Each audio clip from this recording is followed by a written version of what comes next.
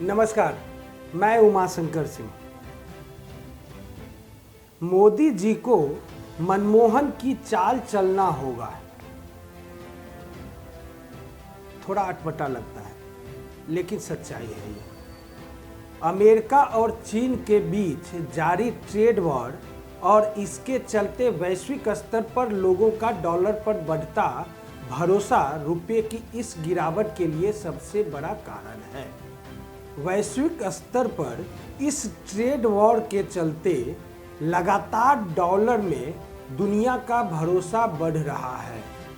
वहीं दुनिया भर में उभरते बाजारों की मुद्राओं को नुकसान उठाना पड़ रहा है, जिसमें हमारा रुपया भी है। डॉलर के मुकाबले रुपये में गिरावट का सिलसिला लगातार जारी है।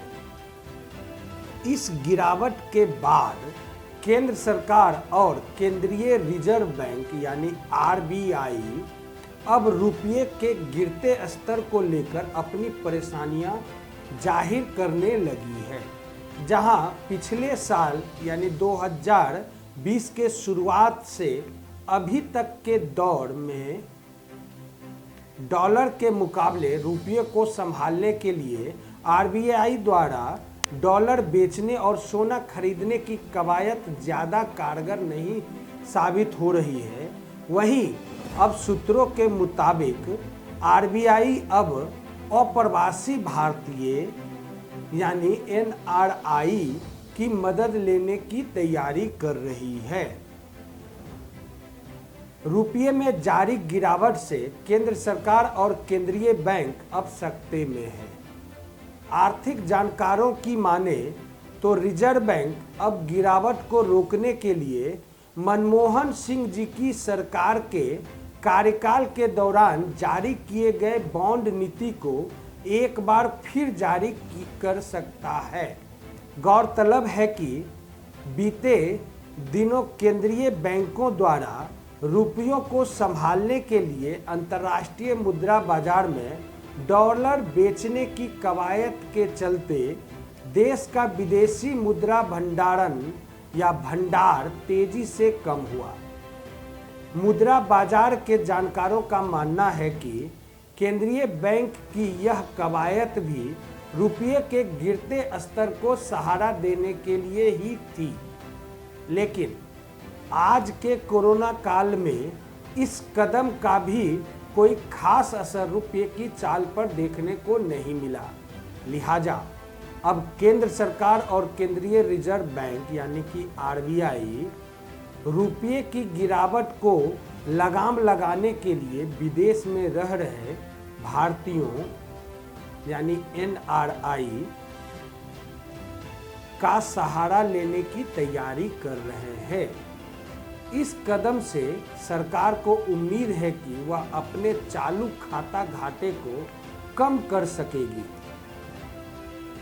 गौरतलब है कि आरबीआई ने इससे पहले 2013 के दौरान यानी कि मनमोहन सिंह जी के सरकार के दौरान अप्रवासी भारतीयों की मदद ली थी और रुपयों में डॉलर के मुकाबले दर्ज हो रही लगातार गिरावट को संभालने में सफलता पाई थी।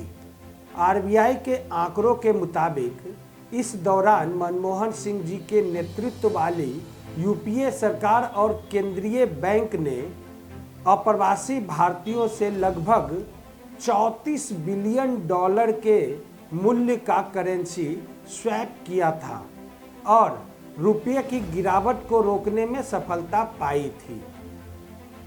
इस स्कीम के जरिए आरबीआई विदेश में बैठे भारतीय नागरिकों से सस्ते दर पर डॉलर खरीदती है।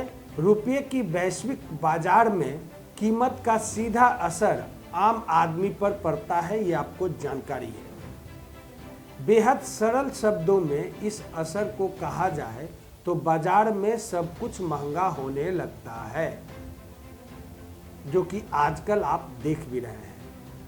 रुपये की कीमत में गिरावट आम आदमी के लिए विदेश में छुट्टियां मनाने, विदेशी कार खरीदने, स्मार्टफोन खरीदने और विदेशों में पढ़ाई करने को महंगा कर देता है।